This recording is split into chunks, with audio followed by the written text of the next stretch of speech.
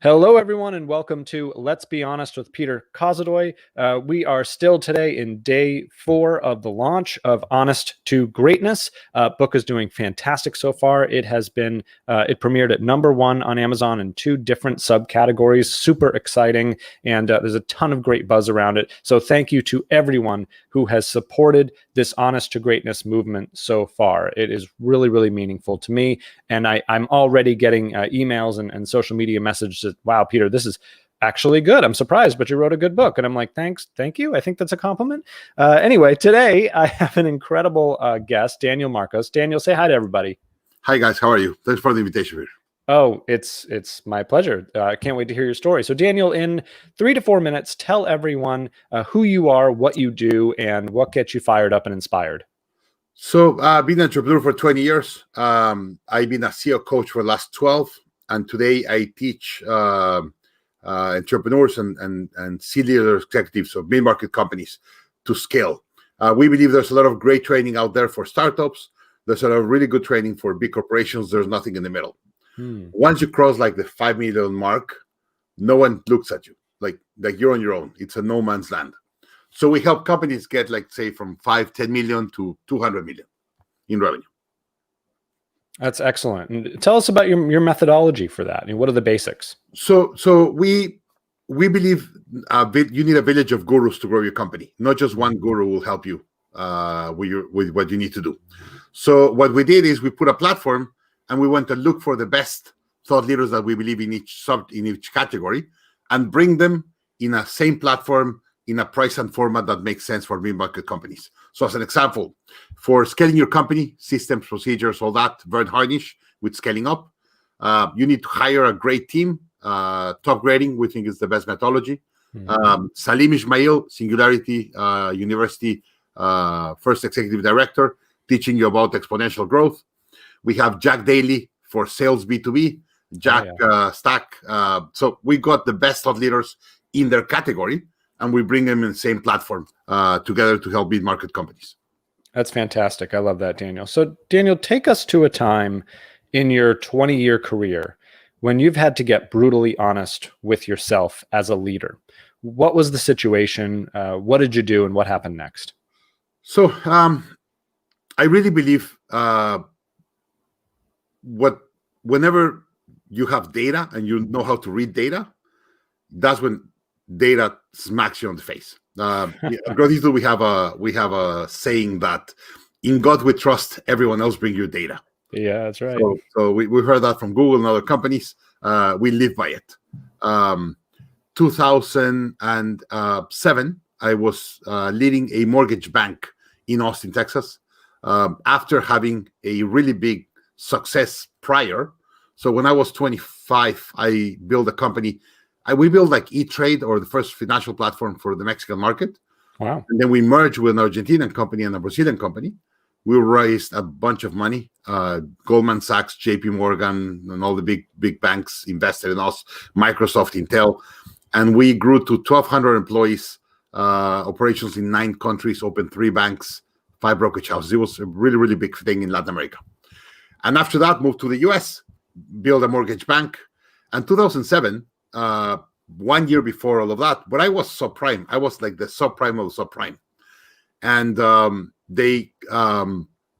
my numbers were not good. And the subprime really blew up a year before. And one day I read my numbers and I was like, this is not the right thing. We need to get out now. It's going to get much, much worse.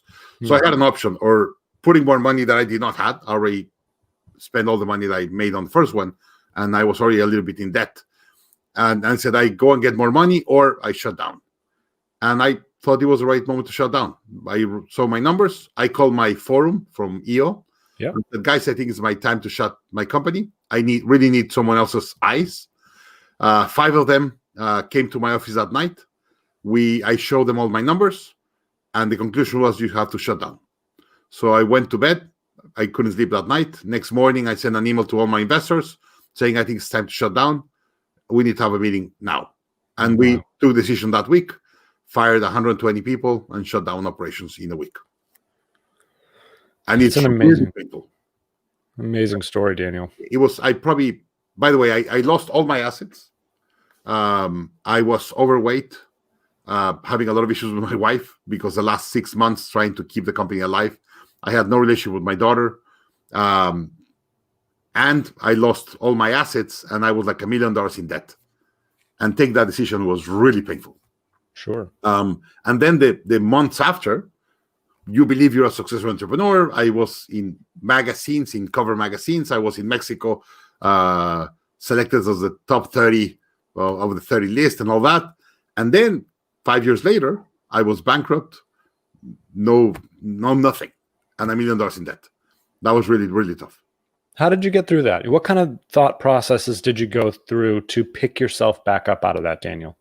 So several things happened. I got several calls from people that I admire and I respect. As an example, I got offered the position of CEO of Google Mexico. Oh, wow. And the guy that offered me, and I was like, how can you offer me that? Like, I'm a failure, right? Yeah. And the guy's like, no, you're amazing. Like, come on, don't worry. Like, you're going to do amazing. And I it was hard for me to even say, yes, I even want to go through the process. Several phone calls like that changed. But there were two things that really changed the equation. The first one was my father. My father sent me a letter, and he said, life gives you very little opportunities, or very few opportunities to learn fast. And you have a huge opportunity now to learn fast. But because you're trying to push pain away, you're not learning. I think we have to put things on the table and learn. So I called him and said, you're right. What are we going to do? And we went through a process that was very, very important for me with my parents and my wife. And then another thing that happened, I got a call from Vern Harnish, my mentor at that moment, the author of Scaling Up. And Vern is the founder of EO, big guy. I was this entrepreneur from Mexico. Yeah, I was an EO New York guy for many years. So yeah. So Vern called me. I studied with Vern. I went to summits and all that before. And he heard through a friend that I was having some hard time. And he called me and said, how are you? And I began kind of even crying on the phone, and I complained and everything. And after 30 minutes, he said, what's next? And I was like, what do you mean, what's next? He's like, what's next? And I was like, I'm going to go back to Mexico. I'm going to go and get a job. I need to pay for the school of my daughter. Like, I'm done, right? I'm done as an entrepreneur. And he was like, no way. You have to become a CEO coach. And I was like, it's impossible that I coach anyone. I don't even trust myself. And he said, that's precisely why. You have to make sure what you're going through will never happen again to another entrepreneur.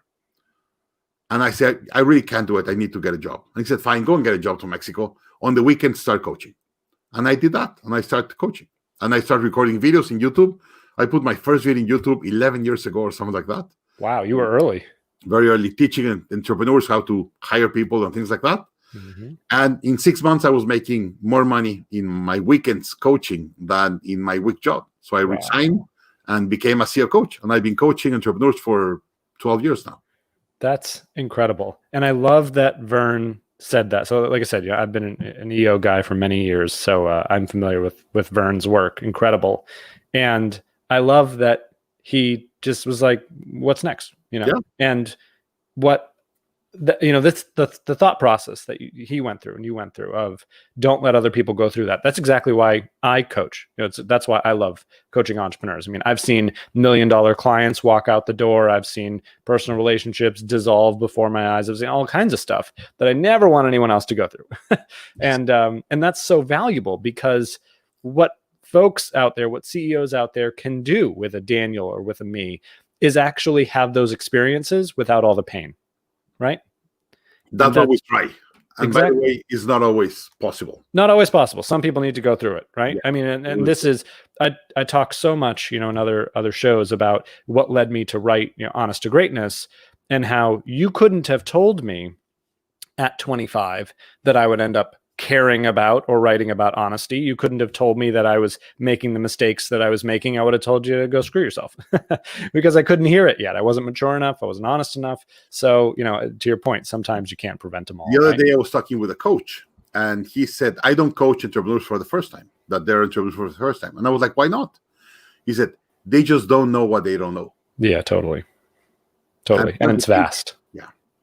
I get it, Daniel. So for example, this is my fourth financial crisis working, my third as a CEO. Wow. So in March, like my team, I begin doing all these changes in a week, and they were like, "What's going on?" And I was like, "Wait, you haven't seen what is going to happen." Yeah. Time to I change. let go a big chunk of my team. I raised money. I raised in March. I raised a round of financing. Wow. I started and raised it in 2 weeks because I knew I needed the cash to go through this. Yeah. Same thing with us. I mean, we started in 2008, so it was like we understand what it's like to be in that environment. We went, right back to it. So it's great to hear. Daniel, tell us about your biggest win over your career, and then tell us about what you consider to be your biggest loss or even regret. So, biggest win is stories of entrepreneurs that said, "You changed my life." The other day, one day I started coaching an entrepreneur, and the wife was there. It was a family business, and the wife was very much involved.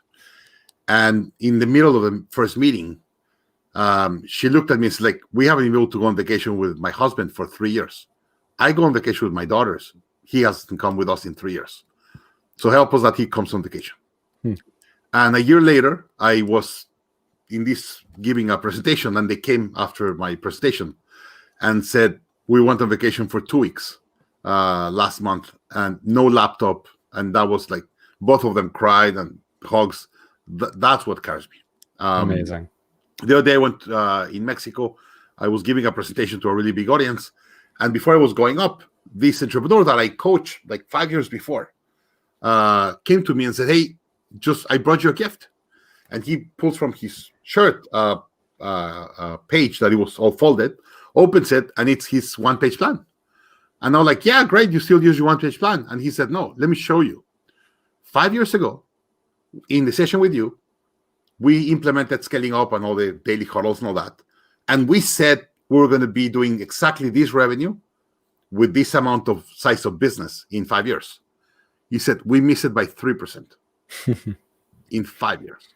Wow. He said, like, couldn't be possible any other way. That's my gift. I believe entrepreneurs, we build companies because we want freedom. Totally. Financial freedom to impact the world the way we want to impact the world, hire the people we want to hire, whatever, but it's freedom, right? That's right. I really believe what gives freedom to entrepreneurs is two things: scale your impact and reduce your drama. I love that. So in my logo, Growth Institute, below it says scale impact, reduce drama. I love that so much, because we have the power to do that, don't we? Of course. When entrepreneurs choose to keep the drama is when I usually call them out on their BS. And I'm like, there are many things you cannot control in life, but that actually is one of the things. So let's control it. What about a biggest loss or regret, Daniel? I haven't been as disciplined entrepreneur as I wish. And that discipline has brought a lot of drama in my life, and that's a lot of drama I brought to my family. We've been able to have an amazing life and be able to travel and move whenever we want to move, cities, countries. I usually build businesses that run without me being physically there, so I could move as much I want or just have that freedom. But that has brought some amount of hours to working. I woke up at 4:40 in the morning this morning to do all these things that I need to do before some meetings today. And that brings drama. That brings a lot of issues to the family. And that's my regret. I should know better because I teach it, but I sometimes still go through it. I can't tell you how many times I'm coaching someone and we're resolving whatever challenge they have. And I'm listening to myself saying, "Well, Peter, that's a good idea. I should actually do that too." It happens to me all the time. So I sometimes get out of the podium after giving a presentation and I call my team and said, "Guys, remember we said this and this and this and this? We haven't done these two things. Yeah. When are we going to do it?" Exactly. It's wonderful to reflect that way. And I feel like you can only do that through helping others and literally getting that reflection back. So powerful. Daniel, tell people how they can follow along with you and follow you on social media and just learn more about you. LinkedIn, Daniel Marcos. I have over 25,000 connections in LinkedIn. So LinkedIn is a great way. And I respond to my LinkedIns usually. So Daniel Marcos in LinkedIn. Growth Institute is my company. We have all the course of all the thought leaders that you want. If you want to scale your business, and we have contact information through me there. And I'll give you my email. If any entrepreneur wants to write me, have a conversation or question, happy to have a discussion. My email is daniel@growthinstitute.com. Amazing. I mean, folks, you have Daniel here who's done incredible things, has incredible experience. It's going to hand you his email. I mean, come on now. Follow up with him. And that's amazing, Daniel. Thank you so much for being so open and willing for that. Folks, person after person has come on the show with incredible experience, just like Daniel. And they've all said the same thing. At some point or another, they had to get honest about what they had to do. They had to get honest about what they know and don't know. That is the root. And there are techniques to do that. Daniel knows them. I know them. If you have not picked up your copy of Honest to Greatness so you too can learn to weaponize honesty and get honest with yourself and use that to fuel your own success, please do. It's out now and available. Daniel, thank you so much for joining us today.